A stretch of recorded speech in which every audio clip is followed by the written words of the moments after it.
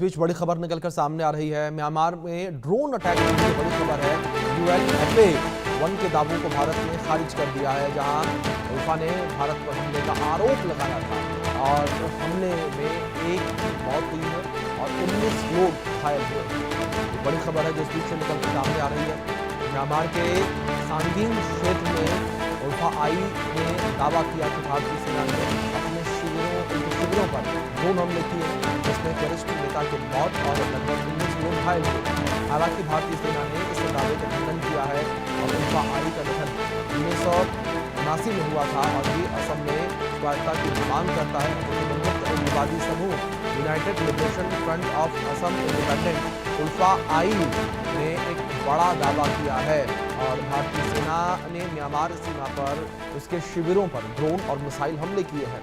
हालांकि भारतीय सेना की ओर से उल्फा आई के मुख्यालय पर ड्रोन हमले करने से इनकार किया गया है। ये बड़ी खबर निकलकर सामने आ रही है।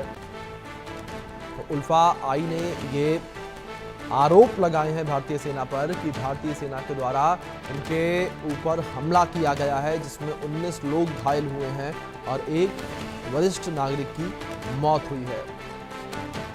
इस बीच हमारे सहयोगी अजय जांडियाल जुड़ गए, उनका रुख करेंगे अपडेट्स के लिए। अजय, जिस तरीके से उल्फा आई के द्वारा ये बड़ा आरोप भारतीय सेना के ऊपर लगाया गया कि भारतीय सेना ने उनके ऊपर ड्रोन अटैक किया।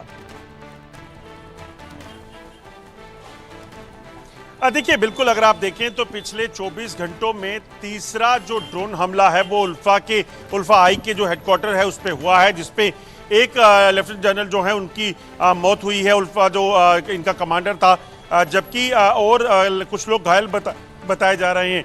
दरअसल अगर आप देखें तो उल्फा के इलाके में ये हमला जो हुआ है उसके बाद काफ़ी वहाँ पर जो है वो अफरा तफरी देखी गई और ड्रोन हमले ये जो है बताए जा रहे हैं।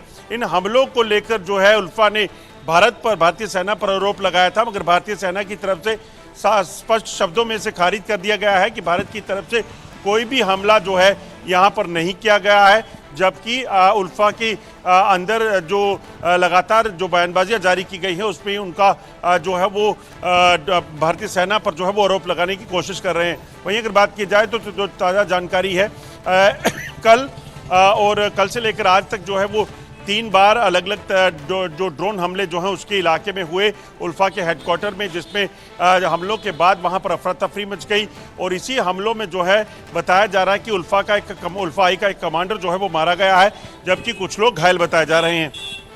जी अजय, दूसरी अगर उल्फा के कामों को लेकर बात करें, किस तरीके से उल्फा जो है वो लगातार ऑपरेट करता था, और असम को लेकर बात करें तो असम के अंदर कई संदिग्ध गतिविधियों में भी उल्फा संगठन की जो संलिप्तता है वो पाई गई। देखिए, दरअसल उल्फा एक आतंकी संगठन जो है वो भारत की तरफ से उसे घोषित किया गया था और उसे अगर बात की जाए तो असम में कई जो गतिविधियां जो हमले थे वो उल्फा आई की तरफ से जो करवाए गए, जिसको लेकर जो है उस पर प्रतिबंध भी लगाया गया था। तो अब ये जो हमले हुए हैं उसके बाद भारतीय सेना पर जो है उन्होंने आरोप लगाने की शायद वजह यही होगी, क्योंकि जो लगातार यहाँ पे उन्होंने कार्रवाइयाँ की हैं उसके बाद जो है वो इस तरह की कोशिशें कर रहे हैं, मगर उल्फा के अंदर भी हालत जो है वो बहुत ज़्यादा अच्छी नहीं है। तो ऐसे में उल्फा आई के जो हेडक्वार्टर है उस पर जो हमला हुआ है वो किसने करवाया, इस चीज़ को लेकर वो जाँच करेंगे, उस पर पता चलेगा जो है कि ये आखिरकार क्या हुआ था।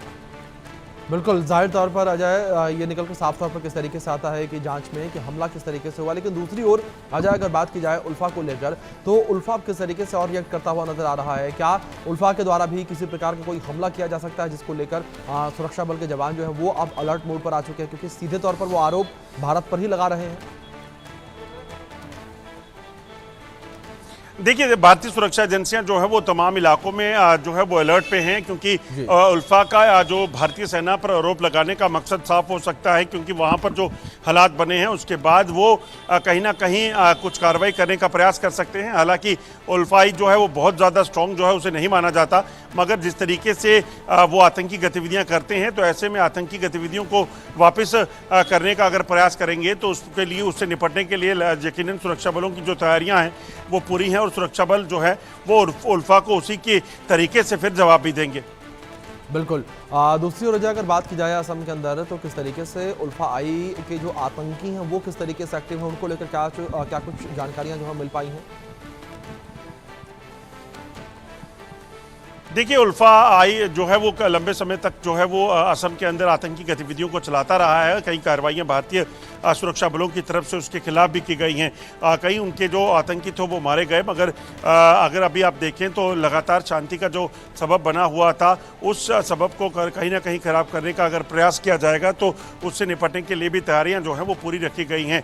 और अगर बात की जाए तो जिस तरीके से ये हमले ड्रोन हमले हुए हैं उसके बाद हो सकता है कि उल्फा जानबूझकर भारतीय सेना का नाम लगाकर जो है यहाँ पर कुछ अपनी आतंकी गतिविधियों को अंजाम देने की प्रयास करें, मगर उससे निपटने की तैयारियां जो हैं वो सुरक्षा बलों की पूरी हैं। और किसी भी तरीके की अगर हरकत कोई होती है तो उसका मुंहतोड़ जवाब जो है वो भारतीय सुरक्षा एजेंसियां देंगी। बिल्कुल अजय, जाहिर तौर पर भारत की सुरक्षा एजेंसियां जो है वो अलर्ट मोड पर पहले से ही। फिलहाल बहुत शुक्रिया आपका जुड़ने के लिए और इन अपडेट्स के लिए।